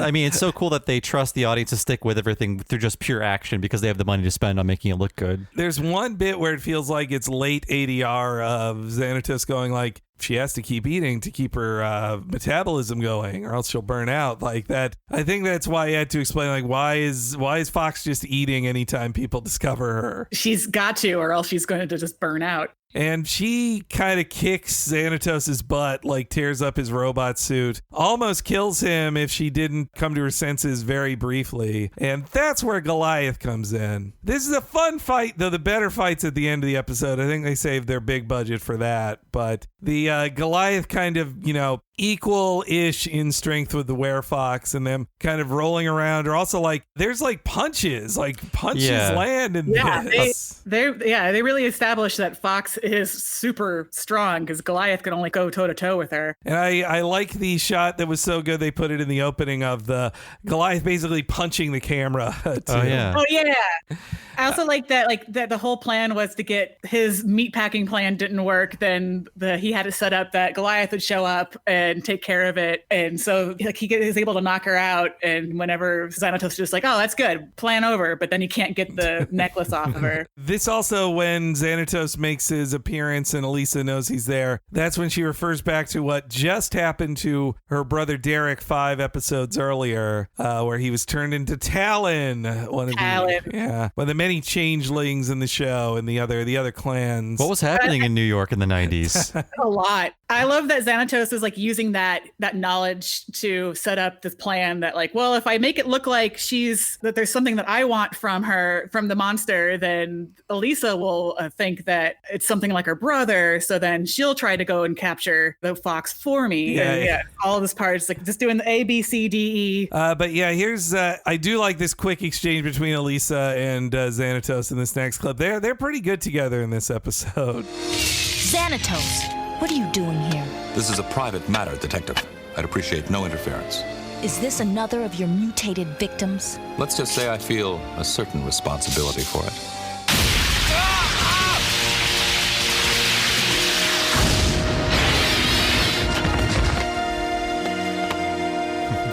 Goliath!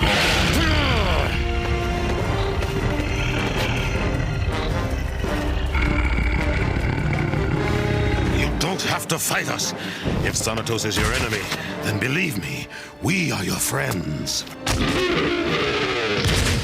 Yeah, nice. It's like feels like a blown out roar or something. Yeah. There's like a lot of distortion on it, and it really says a lot about Xanatos. He's just telling a cop like, "I'll take care of this. You just stay out of it. It's my business." Well, that's all part of his plan. In case this one doesn't work, then he has it set up perfectly for Goliath and Elisa to go track down Fox for him. And I also like Goliath is trying to reason with them, just like, hey, let's just team up and beat up Xanatos together, okay? Like, let's not fight. I like that. Yeah, that kind of also goes back to the Talon episode where he tries to convince them that Xanatos is the real enemy, and they don't believe him. Mm-hmm. Like, no, this is Xanatos' fault. We're your friends. Goliath, he reaches out to people as often as he can. Doesn't usually pay off for him, at least at first. He tries. Yeah, that's what I like about Goliath. He's a trusting guy I agree much more with Elisa in this episode of just like, no, don't trust that guy. But how many times has Xanatos screwed us over? Don't trust him. I don't know. Maybe I should. But yeah, the big fight ends with Goliath, overpowering barely the werefox.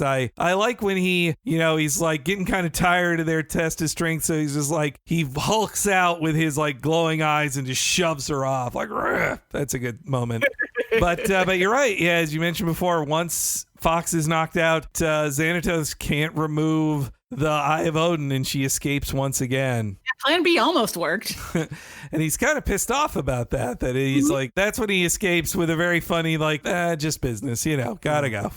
I'm not under arrest. Of course I'm not under arrest. I'm Xanatos. I think he also knows, like, what's Elisa going to do? Like, oh yeah, he fought a werefox with my gargoyle friend. But as he flies away, he meets back up with Owen on top of the castle, and he's ready for Plan D in this next clip. It would appear that Plan B has not been entirely successful. True, but now Plan C is in place. Goliath and company are, as usual, determined to thwart me. They'll pull out all the stops to get the eye away from Fox before I do. They'll do all my work for me. I fail to see how it will be any easier to get the eye from the gargoyles than from Fox. Your manipulations have failed, Xanatos. I don't suppose you have a Plan D. It feels like in this scene, isn't like Goliath just carrying around Eliza like a bag of groceries? Pretty much, yeah. By now. I also like that Owen brings up that he doesn't understand why Goliath having the eye would be better than Fox having it when it's in reality, well, Fox won't die then. But Xanatos can't say. I also like how Goliath finally has fought Xanatos enough times. He's like, no, I'm not falling. Follow him and see what he says real quick. You've tricked me at least 10 times by now, Xanatos, but this time, no way. I'm following you. Shame on me. Fool me 18 times. And the way he puts it, too, he's just like, they'll try to thwart me as usual, and then I'll get the thing. I've watched Gargoyles. Yeah, I like when Goliath is like, not a good night for you, buddy. I'm out of here. Yeah, no, I have that clip, too. This is, here, I'll let me play Legend says the Eye of Odin is supposed to endow the wearer with power and insight. I had no idea it had metamorphic capabilities. Perhaps it can give you some insight into Fox's real character. It seems to have made her more like herself. Goliath, please. Don't listen to him. It's a trick. He couldn't tell the truth if his life depended on it. But my life doesn't depend on this. It's Fox's life we're talking about. I have no more love for Fox than I have for you. Even if what you say is true, why should I help her? Because you know what it means to lose someone you love. Don't even think about it, Goliath. Can't you see? This is his plan D. If it fails, he'll move on to E or F. A noble effort, Xanatos, but another failure. Not a good night for you. That's great. I guess Xanatos can only have 26 possible plans at once. You can have plan AA. I mean, he does have one more plan after this, but I just love how Elisa just immediately is just like, no. Yeah. No, that is his kind of last trick with Goliath, to be like, hey, look, Goliath, remember how Demona screwed you over? Kind of like that. He's like, that Lisa has to be like, no, don't fall for that part two. Like, you forget about it. You big dumb idiot. That's when Goliath finally gets to have one up on Xanatos. Like, man, it didn't work out, buddy. Like, not sucks a good to be night. You. Yeah, basically sucks to be you. Is what he says. It's a more that's about as sassy as Goliath ever gets. It's a more artful way of saying that. So that's when the Halloween party comes in, which on my first rewatch of this, I was like, man, when's it Halloween already? I remember the Halloween stuff earlier, but the party scenes are also really great. Like, I really applaud the team's restraint on not making every background character some sort of Disney reference. I'm shocked by that. Yeah. It feels like they had to get permission to do the Beauty and the Beast thing because of the whole church and state between the movies and the TV stuff. Oh, yeah. I feel like that was like a special permission granted. I had a thing when I was a kid watching the show. I don't know if I mentioned it. I think I probably mentioned it in the Mirror episode, but I used to put tracing paper over the TV and trace different parts. I did that with Brooklyn dresses a pirate part. And I had a big, huge version of Brooklyn as a pirate on my door as a kid because I had traced it off the TV and colored it in and put it on my door. It's adorable. I love it. That's great. Oh, I love that. Yeah. But it was almost his entire body, but it didn't have his feet. So I had to like draw in the feet myself. And it was very obvious what parts were I traced off the TV and which parts I drew myself. Feeling like, oh, he's swimming. So just draw a bunch of waves underneath his torso. I got to say, maybe it's because I haven't touched another human being's skin in 4 months, but Liza looking ring-a-ding-ding. I know. She looks great as Belle. Yeah, they, we mentioned in the last one how Weisman credits Tad Stones for suggesting bringing a Beauty and the Beast kind of aspect to Goliath and Elisa's relationship. I love how they just lean into it. So yeah, now it's just, it's not even, the subtext is now text. This is just a little on the nose, guys. I love it. It's almost like Elisa's like, hey, you know what? We're kind of like this. That's a good costume for us. That's a great costume. Broadway basically is wearing his regular walk around town. I mean, it's kind of taken from Ninja Turtles a little bit. His Halloween costume is a pervert, right? Oh, yes. Yeah. Well, that's his detective outfit whenever he wants to be a detective man. Detective pervert. Yeah. On the kiss. I found it was weird that I always found Lexington's costume as an aviator pilot weird because he's got the hat and the jacket, but he doesn't put any pants on. It's true. He's pantsless, just having his loincloth flapping around. A pervert pilot, a pervert detective. That's why I do love the compliments they get. Actually, I got a clip of that too. Of weird reading on this line. Oh yes, yeah. Cool, look! Check it out, a costume over a costume. Far out. Hey, nice hat. That's a great costume. What's going on? Costume. Come on. I've wanted to stroll down a city street with you for a long time. That's such a sweet moment of just like, I mean, for the metaphor too of a relationship that, society might not approve of, and then how good it can feel to like, oh, I can walk down the street holding hands with my husband, perhaps how I felt. Like I can see that in the relationship, this little moment of them walking arm in arm down the street too. And I like that the guy who said that the great costume is dressed as a very stereotypical witch character, and it's this big, deep man voice coming out of this witch character. Who is that? Yeah, what a weird delivery. Great costume. Yeah, the thing that makes it not accurate to a regular Halloween party is that nobody is a branded character. Everybody's like, Right. well, I'm just a witch. I'm just a knight. And no one is openly drinking because it's past midnight in New York yes. City. They should be At least hammered. it's the only copyrighted character in the entire block party. Yeah, you're right. This is a block party in middle of New York City. There should be red cups everywhere, but obviously can't do that on Disney TV. And then they dance together, Beauty and the Beast style as well, pretty Do much. a little waltz. Yeah, I mean it's not as well done as the theatrical version, but I didn't expect it to be. It's cool. Oh, it's great. Yeah, It's great. and I love it. then as they're strolling around, Goliath accidentally assaults a man dressed as a werewolf. That's right. I love that. Hey, dude, not cool. Not cool. But like, the guy was just like, oh, monster, like this huge monster just attacked me. And hey, man, knock it off. Man, your costume is really good of an 8-foot purple guy. And are you the Grimace? and so after that attack, Goliath has a change of heart, and Lisa's kind of pissed about it in this next clip.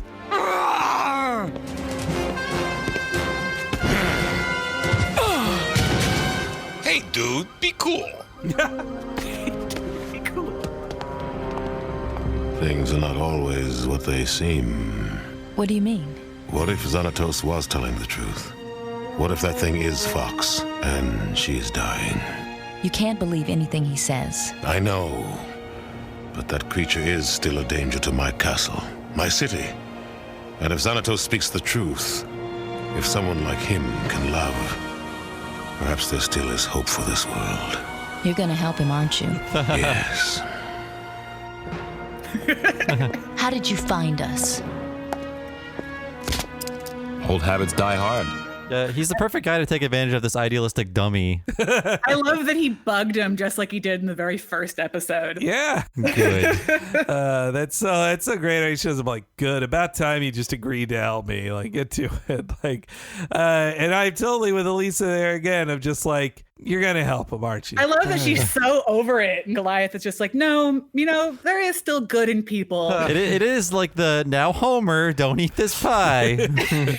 But there's a little bit to Goliath. I like how David plays it so well too, that he's like, yeah, I am. I'm gonna help him. I know I shouldn't, but yeah. And then he's immediately like, for his softening on Xanatos just shows up to be like, yeah, about time. About time, dumbass. And I also love the design on Xanatos' like smaller exosuit. Like, yeah, his little backup suit. Yeah, that it gives him some strength and some protection, but it much less than his Iron Man costume. And so they decide they're gonna chase after her. They've tracked her to where she is. We get a fun little scene of the three boys eating their street food. That's fun. I love watching them eat hot dogs. And Broadway's overcoat, like, it just became his regular outfit and in his detective mode. And yeah, it's also strange to me though when they confront her in that building. Goliath tells the other three like, "No, stay there." This could be right. You think they need some help? Too expensive to animate all of these characters at once. I mean, yeah, that's really it's like I thought they were all gonna help. I really like whenever they're in the building and Elisa pulls her gun and Xanatos just takes it and squishes it and gives it back to her.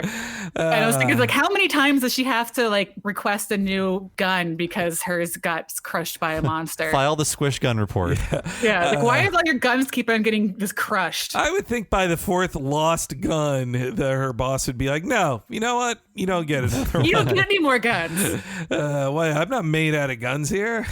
You got shot, and then you also with your own gun, and then you also just crushed all these other guns. You don't get any more guns. You know what, too? Yeah, she should just be a desk jockey from then on after that. But yes, there's a big action sequence, the big final one of just like the werefox's reveal, like in front of the window with the moon behind her. Amazing shot too, another great one. And it's also a great shot of like when Fox jumps off of there, Goliath kind of escorts Elisa away just so it can jump on Xanatos. Be like, enough.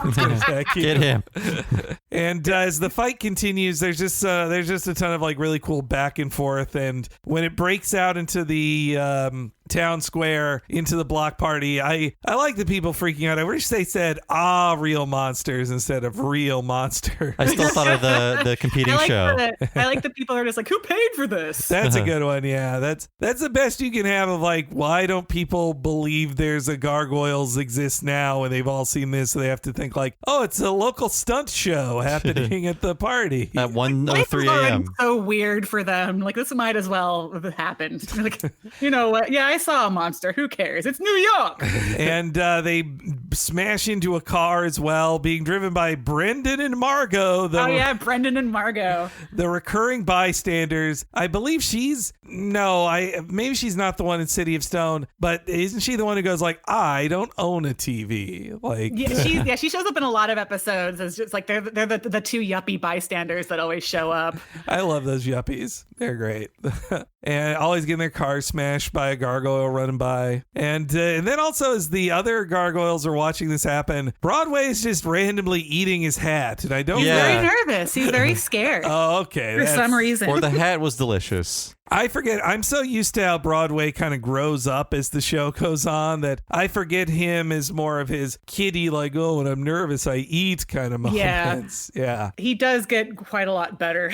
I'm really happy for his character progression in the show because starting off as I'm the fat one. Yeah. It's pretty old. I think his first line is a belch in the series. Oh, yeah. But yes, then as real monsters are revealed, we enter the denouement in this next clip. Run! Look out! Real monsters! Out of my way! Who paid for this show?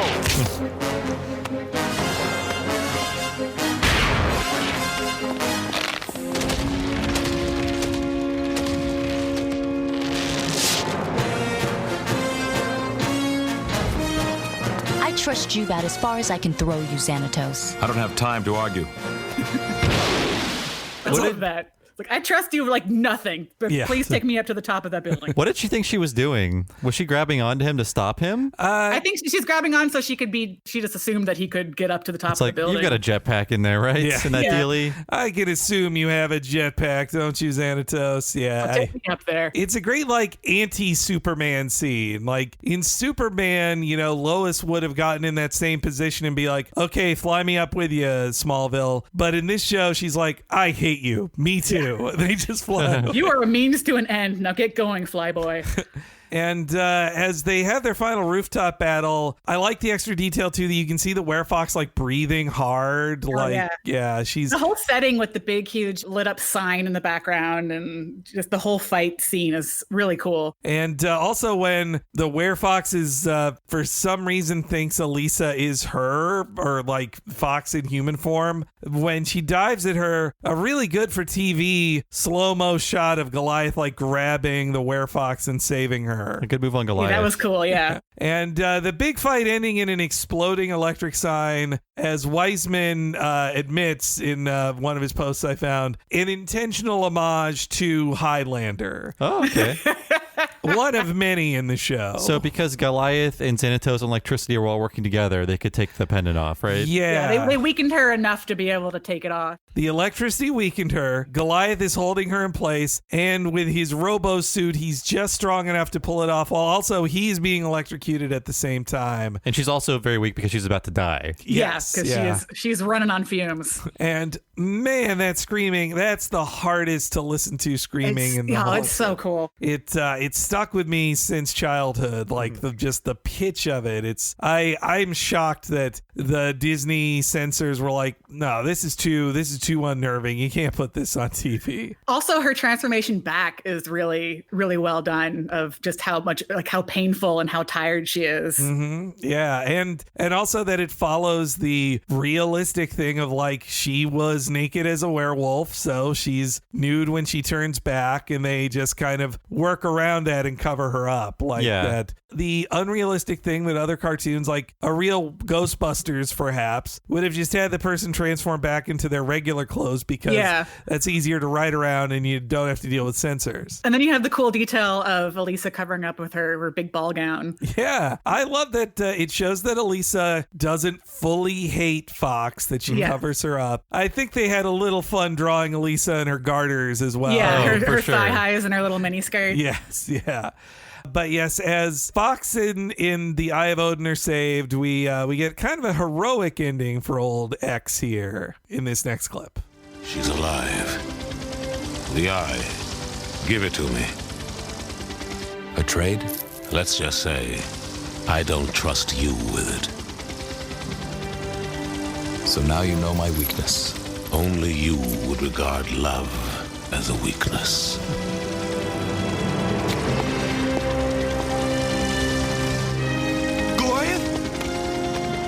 It's all over.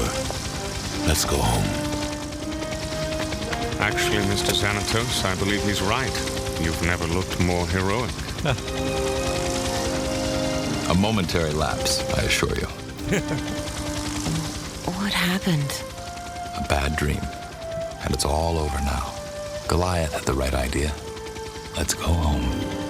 I love that. I really like that he just gives the eye away after making a big deal about how he didn't want to give the eye away. I guess, he got to frame it mentally for himself of just like, well, I'm making a business trade with you. Even though Goliath's like, no, you just have to give it to me. I'll beat you up right now and take it if you make me. If it had been any other situation, he would have not given it away. But because the woman he loves is safe, he's like, okay, sure, take it. Yeah. Though honestly, knowing what happens to the Eye of Odin, that it's taken away in 5 episodes after this, Xanatos probably should have held on to it. But instead, the Weird Sisters and the Archmagus get it not too long after this in the episode High Noon. Oh, that's a good episode. And I guess the only other thing I'll note in this is that the episode right after this is the wedding. So they get engaged in this episode, and it is not a long engagement. They go back in time. Or I guess it could be a very long engagement if we that's true. They should have lived with each other first. It is, I guess, you're right, Kory. It's a 1,000-year engagement if you look at it one way. And that episode is another of the most important in season 2 because it not only is their wedding, but it also sets up the Archmagus and the Illuminati in new ways. And also, most importantly, Xanatos' dad. I love that dad. Yeah, he's got a great dad. He's just not impressed by his billionaire son. I love in that episode where Xanatos meets the guy back in time. He's like, well, yeah, I'm a time travel, but look, I'm Illuminati too, so let me do it. He's like, yeah, okay. Yeah, okay, that tracks. I really do like the way the show does time travel with that episode, and also the during the Avalon arc when they go to London and have to go back in time to the 40s. The whole way they deal with time travel is being I remember when I was a kid, it'd be one of the only properties that did time travel where I couldn't poke a million holes through it. Yeah, I love in Vows when they come back and Damona's like, I remember you told me that. I still don't care. Yeah, it's I never forgot that speech you gave me.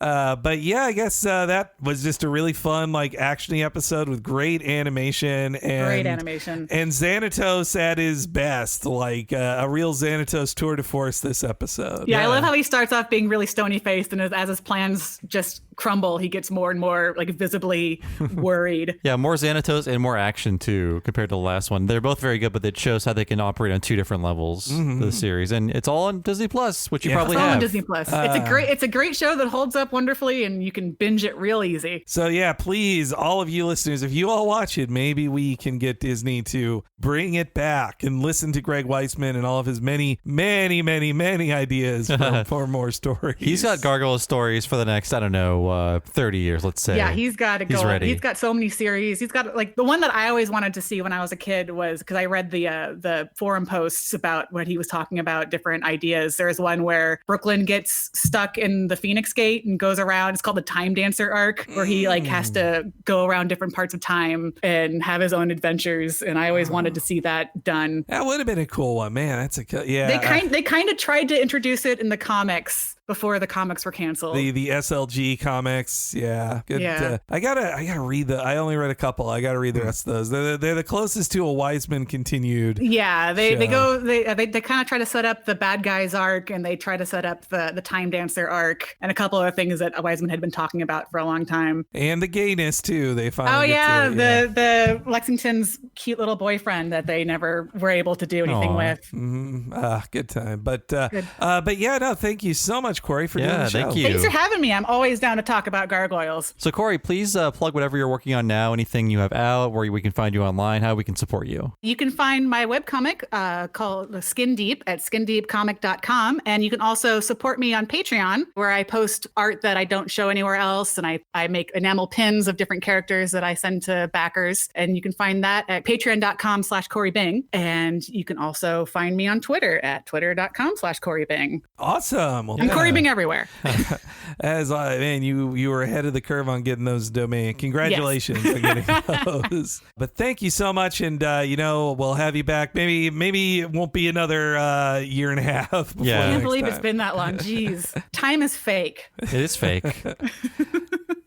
So thanks so much to Kory for being on the show. Please check out all of her stuff. But if you want to check out more of our stuff and get all of our episodes 1 week ahead of time and ad-free, please go to patreon.com/TalkingSimpsons. Sign up there. You'll get just that, but also access to everything behind the $5 paywall we've done for the past 3+ years. That includes all of our limited miniseries. The most recent one was Talking Mission Hill. We went through the entire Mission Hill series, the only season, using the What a Cartoon /Talking Simpsons treatment. And there are over 100 episodes. And Henry can tell everybody out there what's happening at the $10 level, one extra long podcast once a month that is only for patrons of that level or higher. That is correct. If you want all those $5 things Bob just talked about, but also one extra over 4 hours long podcast each month, you need to sign up at the $10 level at patreon.com/Talking Simpsons. You will get to hear us talk about a different animated feature film once a month in the What a Cartoon movie podcast, where me and Bob cover films like the recent ones, The Black Cauldron. If you like all this talk about Disney fantasy stuff, you'll get to hear that there. And before that, Space Jam. What a rollicking good time that was. You can hear that in the entire back catalog of them if you head up to the $10 level at patreon.com/Talking Simpsons. So I've been one of your hosts, Bob Mackey. You can find me on Twitter as Bob Servo. My other podcast is Retronauts. It's a classic gaming podcast. Check it out wherever you find podcasts, or go to patreon.com/Retronauts. Sign up there and get 2 exclusive episodes every month. And again, that is patreon.com/Retronauts. Henry, how about you? Follow me, Henry Gilbert, on Twitter at HENEREYG. I tweet about tons of cool stuff there. And if you want to stay up to date with what's happening with this podcast and the Talking Simpsons podcast, you should follow that official Twitter account at Talk Simpsons Pod. At Talk Simpsons Pod will keep you up to date whenever new podcasts go live on the free feeds or on the Patreon, or whenever we've got some other cool stuff coming. So follow that on Twitter at Talk Simpsons Pod. Thanks so much for listening, folks. We'll see you again next week for the Ren and Snippy Show episode, the Royal Canadian Kilted Yaxmen, with 2 special guests.